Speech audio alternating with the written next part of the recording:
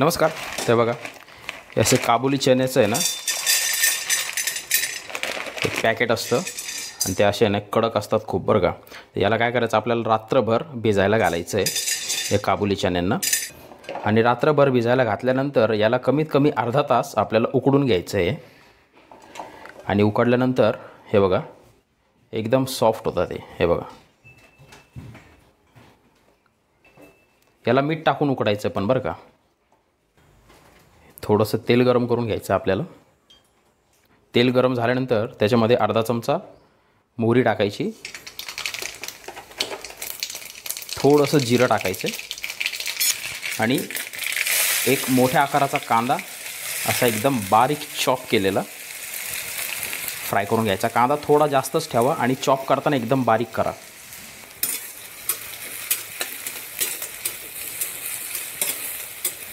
कांदा एवढ्यासाठीच जास्त घ्यायचा कारण तोच आपला बेस आहे मसाल्याचा. आणि बारीक चॉप केल्याने काय होईल तो छान रीतीने डायल्यूट होईल त्या ग्रेव्हीमध्ये. म्हणजे कांदा लागणार नाही खायला बारीक चॉप केल्यामुळं. त्याला आता 1-1.5-2 मिनटं मस्त मोठ्या आचेवर फ्राय करून घ्यायचं आहे.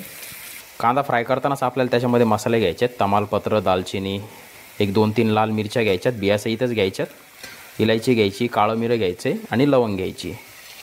कांदा फ्राय करतानाच त्याच्यासोबत आपल्याला त्याला फ्राय करायचं आहे.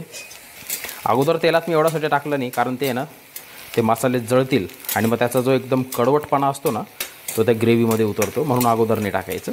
कांदा फ्राय करतानाच मसाले टाकायचे. कांदा आता मस्त गोल्डन ब्राऊन झाला आहे. आता त्याच्यामध्ये 1 चमचा अद्रक लसूणची पेस्ट आपल्याला टाकायची आहे. त्याला देखील फ्राय करून घेऊ. तर बघा इथे 2 मोठ्या आकाराचे टोमॅटो मी मिक्सरमध्ये पाणी न टाकता एकदम बारीक वाटून घेतले, त्याची प्युरी तयार करून घेतलेली आहे. ती त्याच्यात टाकायची आपल्याला. आणि याच्यातलं पाणी आपल्याला थोडंसं आटवायचं आहे.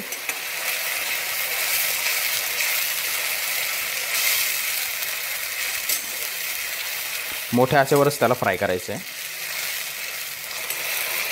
हे बघा टोमॅटोतलं मस्त पूर्ण पाणी आटलेलं आहे. आणि हा आता आपला मसाल्याचा बेस रेडी झालेला आहे. आता गॅस बारीक करायचा.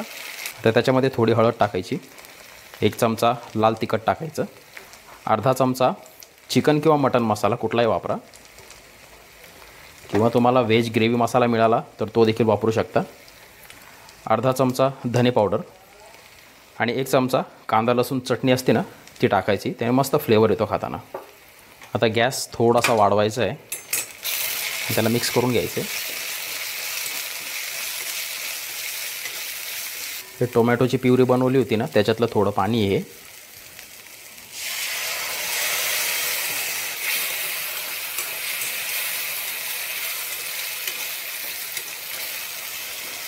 हे बघा आपला मसाला किती सुंदर दिसतोय. ह्या मसाल्यामध्ये हा जो बेस आहे ग्रेव्हीचा याच्यामध्ये तुम्ही कुठलीही भाजी करू शकता. सुक्कं चिकन, मटन किंवा बॉईल व्हेजिटेबल टाकून याच्यामध्ये व्हेज कोरमा वगैरे, अंडा करी, कुठली भाजी एकदम उत्कृष्ट लागते ह्या मसाल्यामध्ये. आता हे उकडलेले काबुली चणे आपल्याला टाकून घ्यायचे आहेत. त्याच्यात मिक्स करून घेऊ.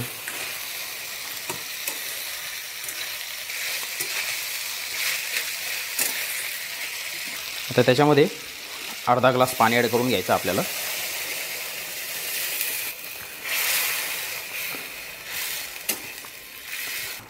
हे बघा आता मस्त उकळी फुटल्यात. त्याच्यामध्ये थोडंसं आपल्याला चवीपुरतं मीठ ॲड करायचं आहे. मीठ थोडं सांभाळून ॲड करा कारण कांदा लसूण चटणी जी असते ना त्याच्यात मीठ असतं आणि चणे उकडतानासुद्धा आपण मीठ टाकलेलं आहे.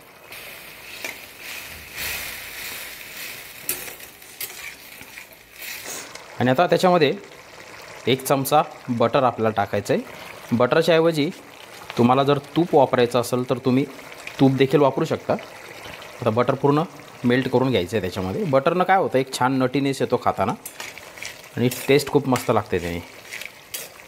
ह्याला तुम्ही असंच्या असं भातावर किंवा पराठ्यासोबत किंवा रोटी नान असते ना हॉटेलमध्ये मिळते ती, त्याच्यासोबत ह्या मस्त चणा मसाल्याचा, काबुली चणा मसाल्याचा आस्वाद घेऊ शकता. खूप सुंदर लागतो खरंच सांगतो.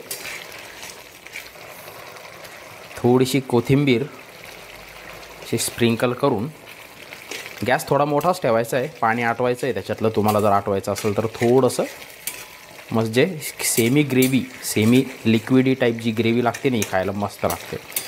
तर एक वेळेस ट्राय करा ही रेसिपी, आणि व्हिडिओ कसा वाटला मला कमेंट बॉक्समध्ये सांगा. पुन्हा भेटूया एका नवीन रेसिपीसोबत. तोपर्यंत धन्यवाद.